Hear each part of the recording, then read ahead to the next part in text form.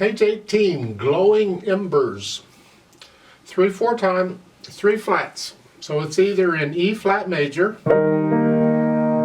or C minor. Well, let's investigate. Look at the end on the bottom of page 20. In the last few measures, you have this chord. That is a C minor chord. The notes.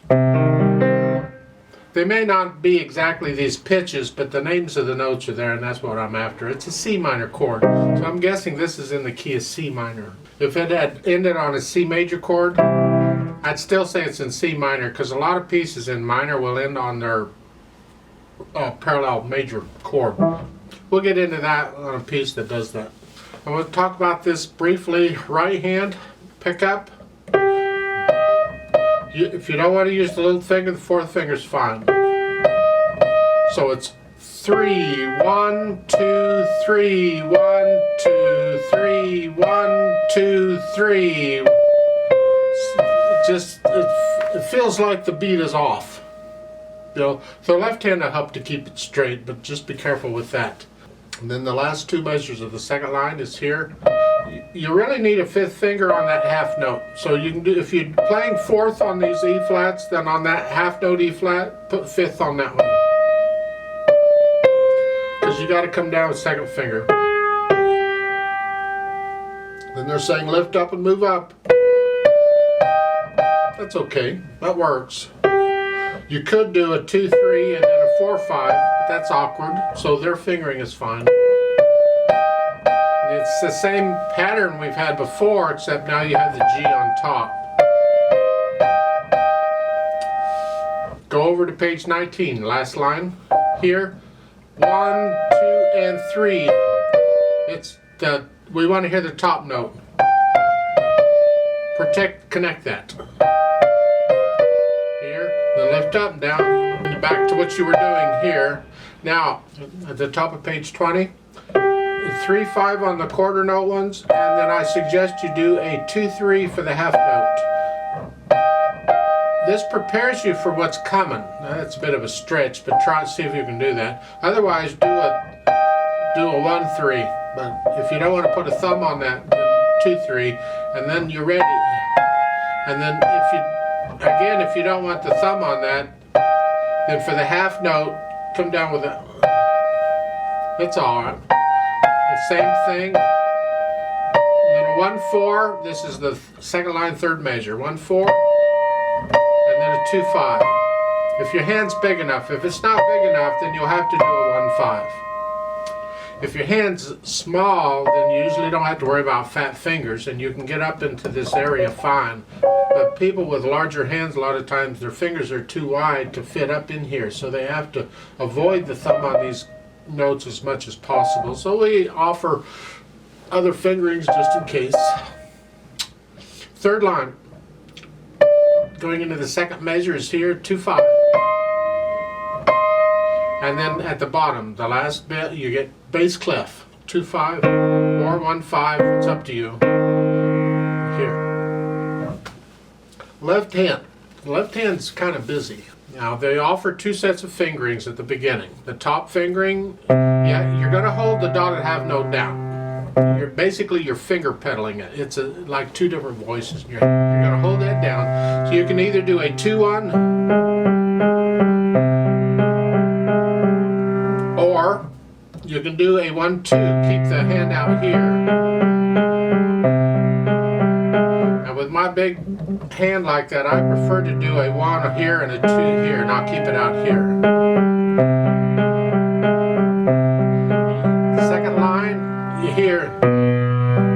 If your hand's big enough, if not, then you got to do a 2-1. 3rd measure, B flat.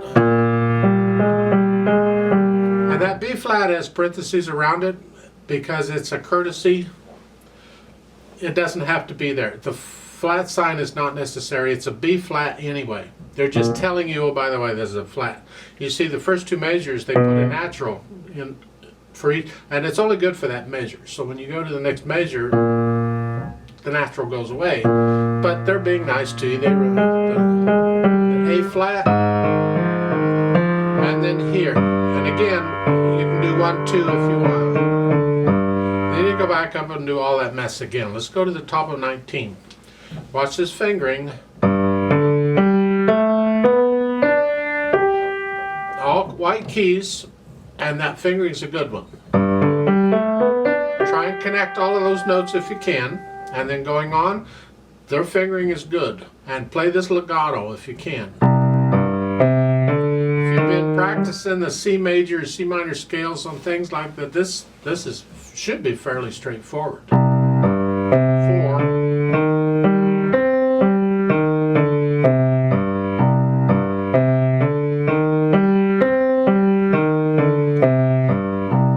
Eventually get to where you can do that without looking at the keyboard. And then third line down, second measure,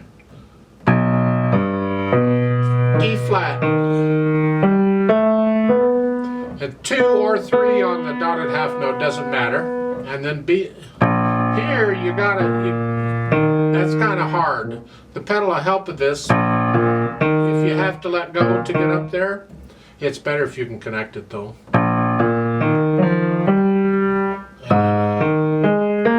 I like this fingering, this is nice.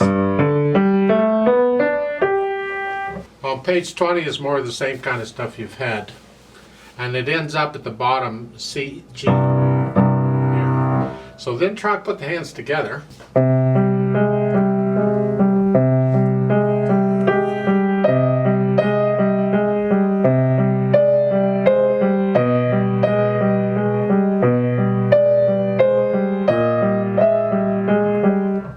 You get the idea. I don't want to have to demonstrate the whole thing for you. Hopefully you get the idea of what's going on. This is not a fast or slow piece. It's kind of in the middle, and it depends on you after you get to know it. When you're learning it, you're going to play it slow, of course, but otherwise you keep it down. It's not a real fast piece. You have time to do all these eighth notes. It's not a problem. Let's do the pedal and the dynamics at the same time. Normally I like to do them one at a time, but these videos in this book is lasting so long, I'm going to combine these. So it's overlapping pedal, but I'd still like to hear the phrasing. And we're pedaling at every measure. You see at the end of the first line there, underneath the stabs, it says simile. Simile, get it? Not simile, simile. It means keep pedaling the same way you were doing, which is once every measure. The dynamic, it's medium soft, and right here, this is going to be the left hand, it's going to be medium soft. But when the right hand comes in, that really needs to be about medium soft. That means the left hand has to go down to soft. Don't keep them both the same.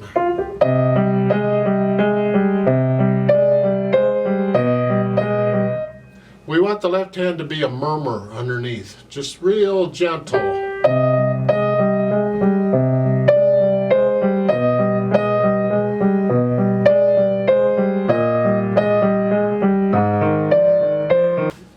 Get the idea?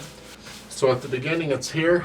I'm going to push the notes down and then the pedal. And each measure I'm going to push the note down first and then change the pedal.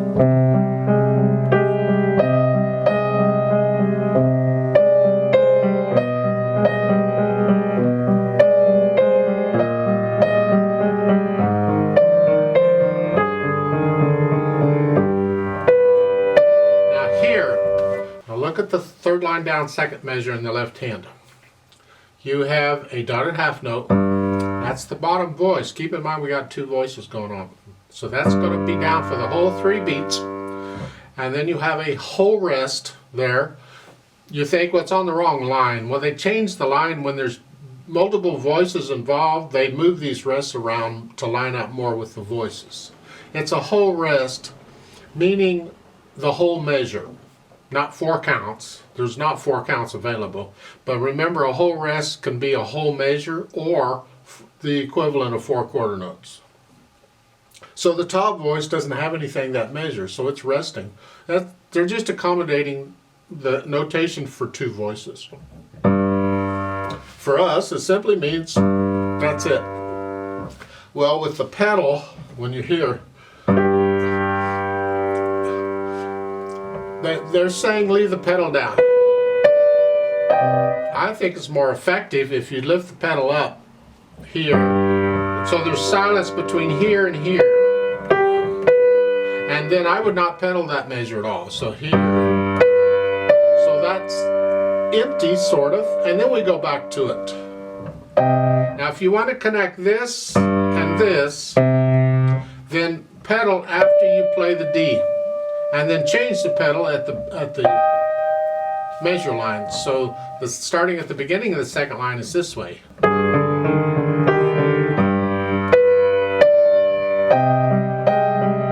See, so all I'm doing is lifting here and then pedaling there.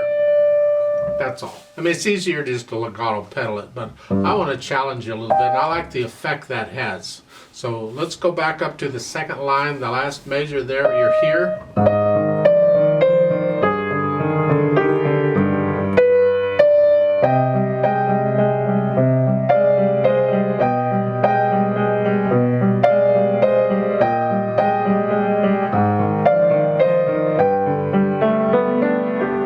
Leaving the pedal down through all of this. You can if you want. You experiment and see what you like. If you change it at the measure, you lose all of this. And that's a bit, so you may want to leave the pedal down for that. Then change it here and leave it down for all of this. Change. And then change just like they're saying. And again, once each measure. Now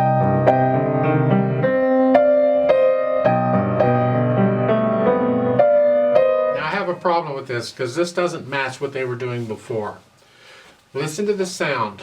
This is starting with the last measure of the second line going on. In the left hand it's here. So if I change the pedal, I lose all this sound down here. And they're doing that continue. You lose that sound. Well, if I'm going to lose the sound like that here, I want it to be the same up above. So on the first line, why not lose the sound there too and make it all match? To me, it makes more sense. So it's a personal thing. It's an interpretive thing. So at the top of page 19, I would change it at the bar line. If I'm going to do that, I don't even need to pedal that. I can wait until I play the D and then pedal to connect the left hand because I got to come all the way down here. So the first line on page 19 is here.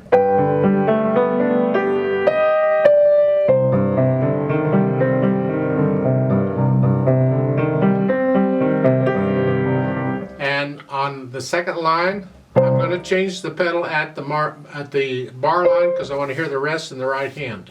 Second line.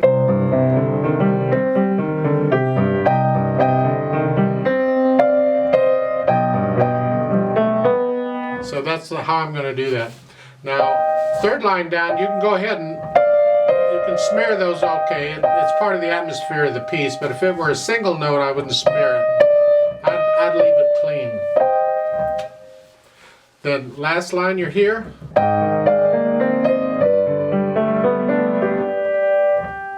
Here, I wouldn't pedal this measure. I leave that all clean because it's like you're ending it.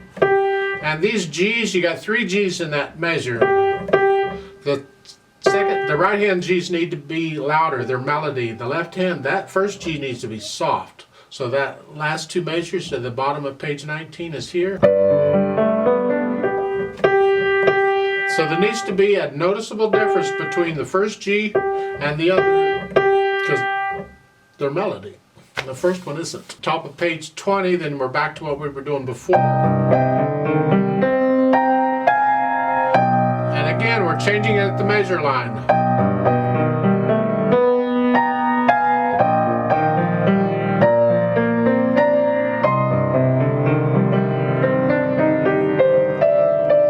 You can go ahead and pedal it like they're telling you to from then on. It's starting with the last measure of the second line. Is, by the way, you decrescendo or diminuendo in the second line because you've been up here.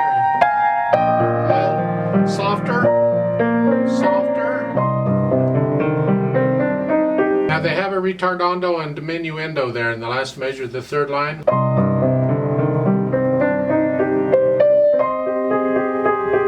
Then you're going to slow down and get softer. And then saw. At the end, lift the pedal in the hands at the same time. It's a little tricky. As far as the dynamics go, I didn't talk much about them, but you have to get to know the piece first, and then you'll start feeling them a little better. At the second line of page 19, you're crescendoing a little bit, not very much. You want this to be a little louder than what it was prior to this. Not a lot louder, just a little louder. This piece never gets loud. It's gentle.